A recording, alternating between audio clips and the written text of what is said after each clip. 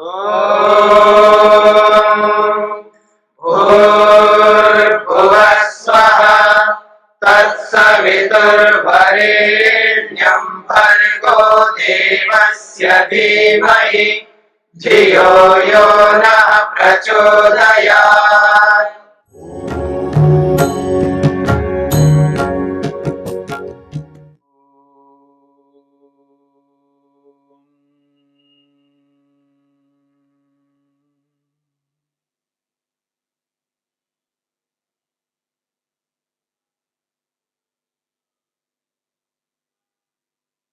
असंप्रज्ञात समाधि को प्राप्त करने के उपायों की चर्चा हुई।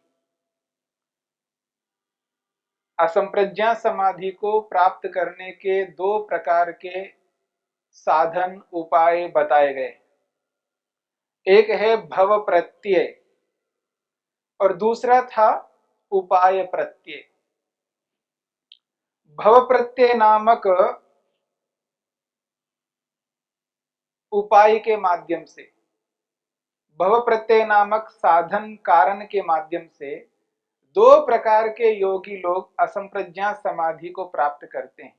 एक विदेह नामक योगी और दूसरा प्रकृति लय नामक योगी। विदेह नामक योगी वह व्यक्ति होता है जो इस शरीर में रहता हुआ अपने आप को शरीर से रहित, शरीर से पृथक, शरीर से अलग अनुभव करता है। इस शरीर के अंदर रहता हुआ शरीर से अलग मानता है, इंद्रियों से अलग मानता है, अहंकार से, मन से, महतत्व रूपी बुद्धि से सर्वथा पृथक अनुभव करता है। शरीर में रहता हुआ भी व्यक्ति मुक्ति जैसा सुख अनुभव करता है। विदेह नामक योगाभ्यासी भव प्रत्यय नामक उपाय के माध्यम से ईश्वर का दर्शन करता है। संसार में होने वाली घटित जितनी भी घटनाएं हैं, दो प्रकार की विशेष रूप से घटनाएं घटती है इस संसार में, एक जन्म और एक मृत्यु। जन्म को ध्यान में रख करके विदेह नामक योगी असंप्रज्ञात समाधि को प्राप्त होता है और प्रकृति लय नामक योगी मृत्यु को ध्यान में रख करके असंप्रज्ञात समाधि को प्राप्त होता है।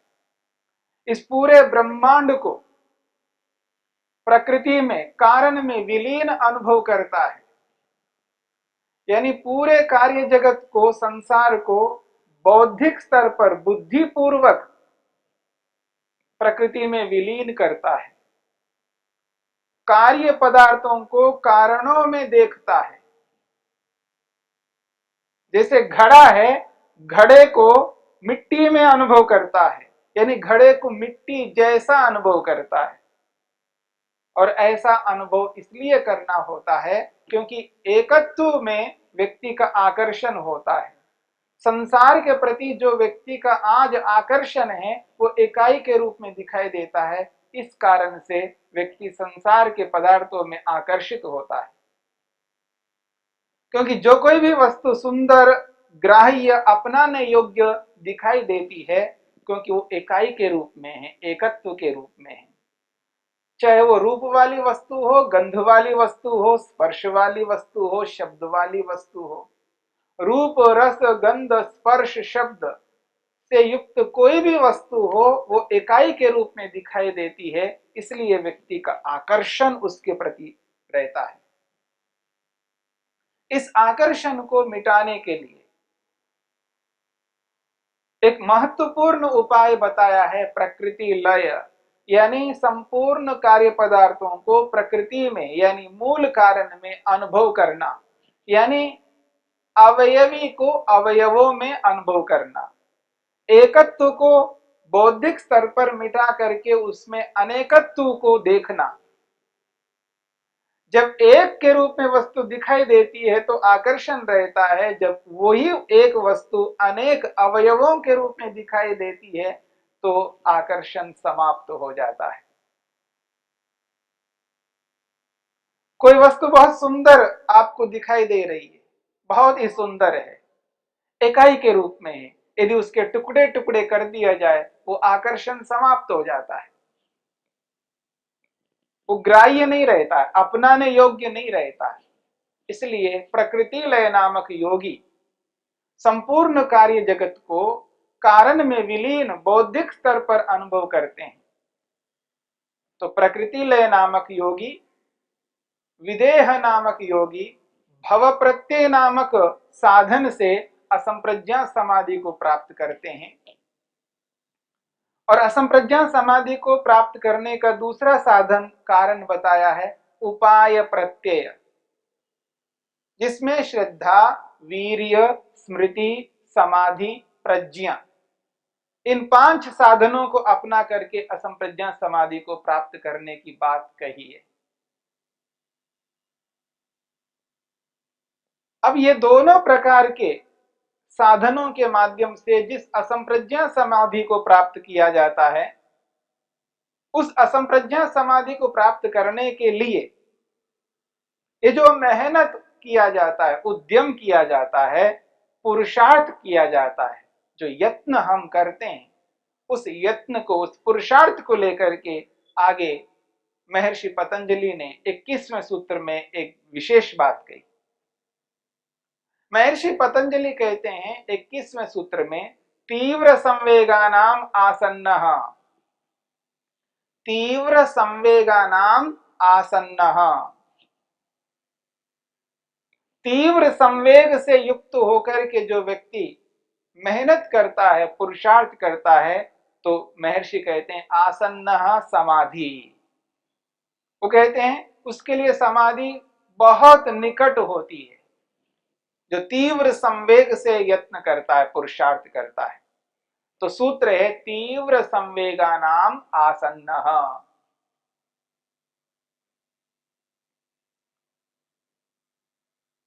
तीव्र संवेगानाम, जो तीव्र संवेग से युक्त योगाभ्यासी होते हैं, उनके लिए आसन्नः, आसन्न का मतलब निकट, निकट होती है क्या? समाधि, क्योंकि समाधि की चर्चा हो रही है, असंप्रज्ञा समाधि की चर्चा हो रही है।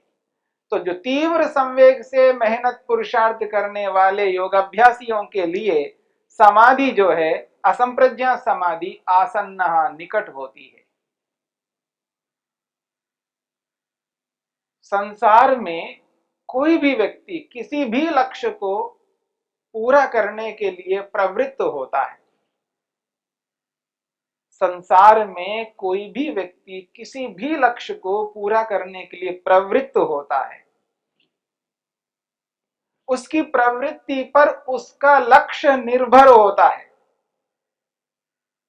उसकी जो प्रवृत्ति होती है, उसकी प्रवृत्ति पर लक्ष्य निर्भर रहता है। लक्ष्य की प्राप्ति से उसकी प्रवृत्ति पूर्ण मानी जाती है। लक्ष्य की जब प्राप्ति हो जाती है तो उसकी जो प्रवृत्ति है वो पूर्ण मानी जाती है, और लक्ष्य की अप्राप्ति होती है तो उसकी प्रवृत्ति में न्यूनता है, कमी है, ये माना जाएगा। जब लक्ष्य की पूर्ति हो गई तो समझ लेना उसकी प्रवृत्ति पूर्ण हो गई।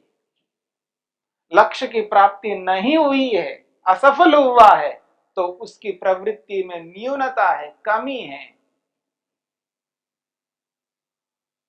ये जो प्रवृत्ति है, इस प्रवृत्ति को हम कह सकते हैं चलना,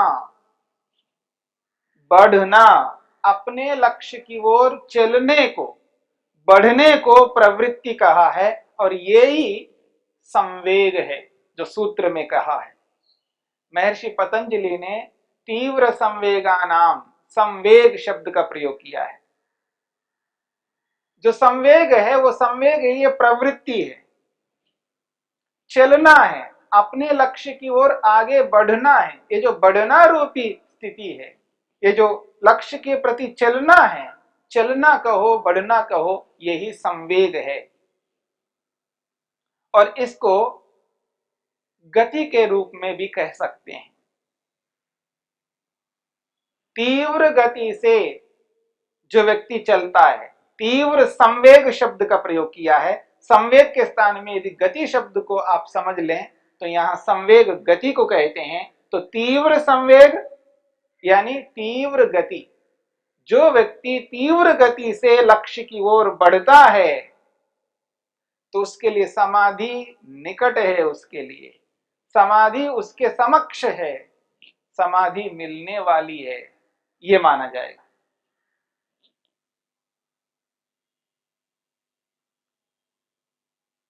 महर्षि वेदव्यास ने इस सूत्र की व्याख्या करते हुए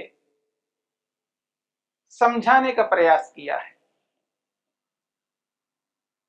और जो वर्तमान में संसार में जो विभिन्न प्रकार की स्थितियां चल रही होती हैं अपने लक्ष्य को प्राप्त करने के लिए, और विशेषकर खेलों में यदि देखा जाए, खेल क्रीड़ा, खेल में अलग अलग खेल हैं।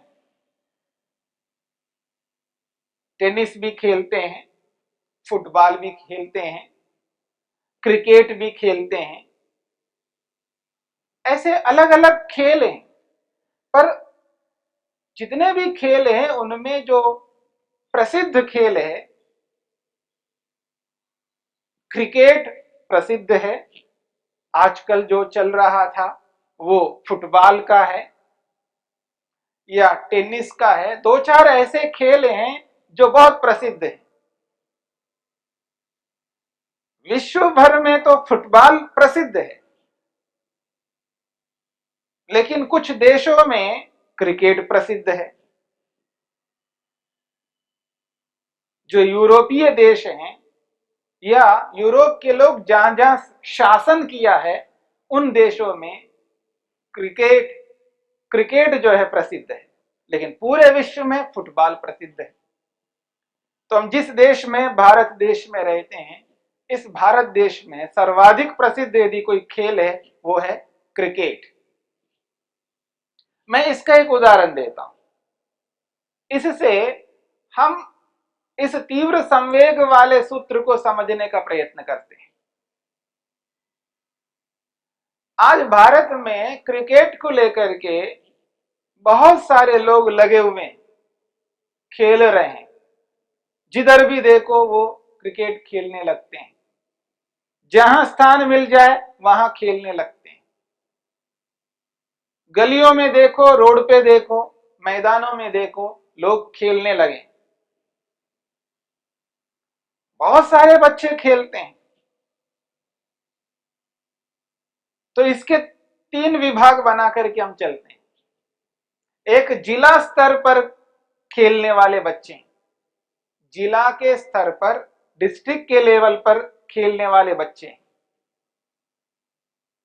और एक प्रांत के स्तर पर खेलने वाले बच्चे हैं।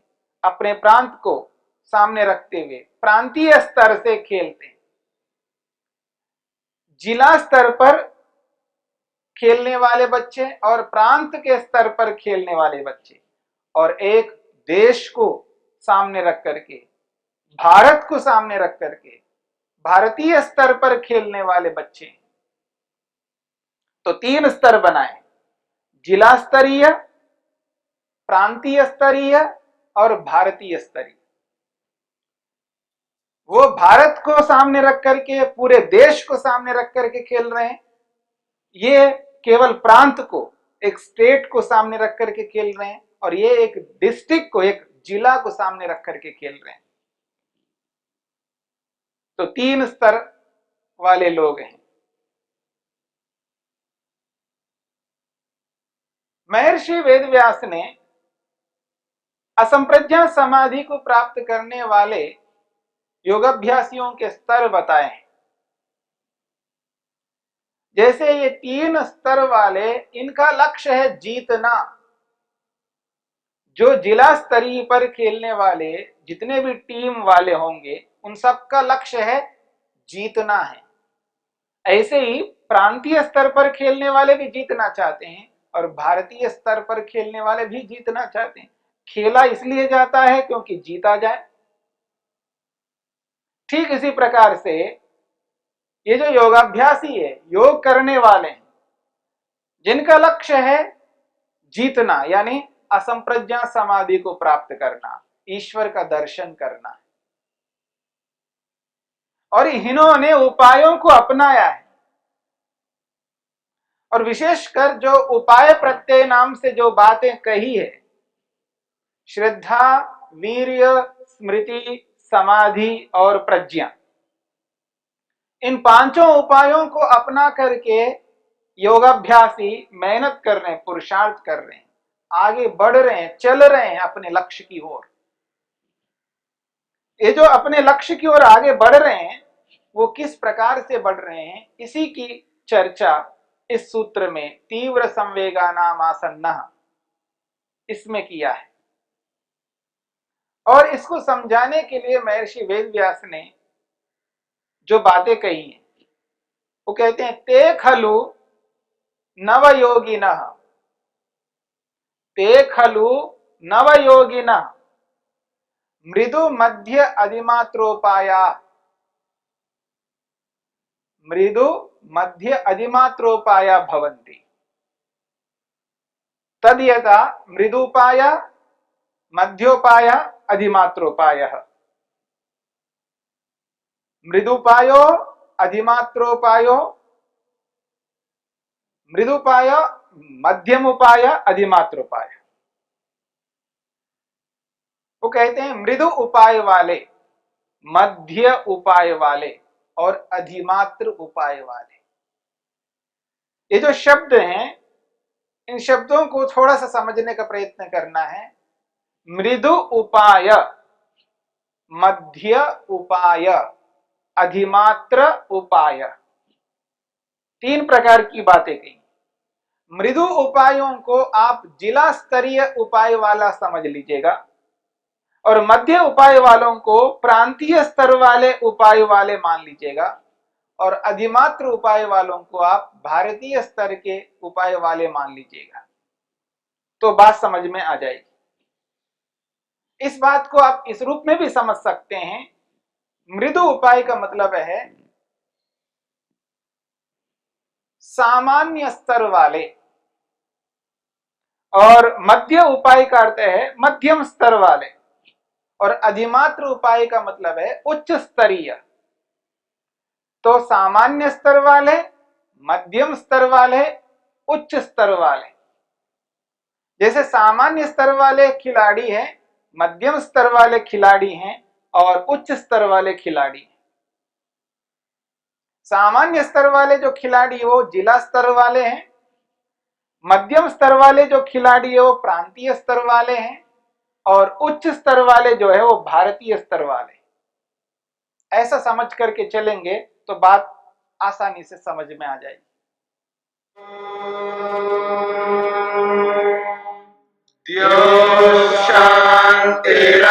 शांतिरंतरिक्षं शांति पृथिवी शांतिरापः शांतिरोषधयः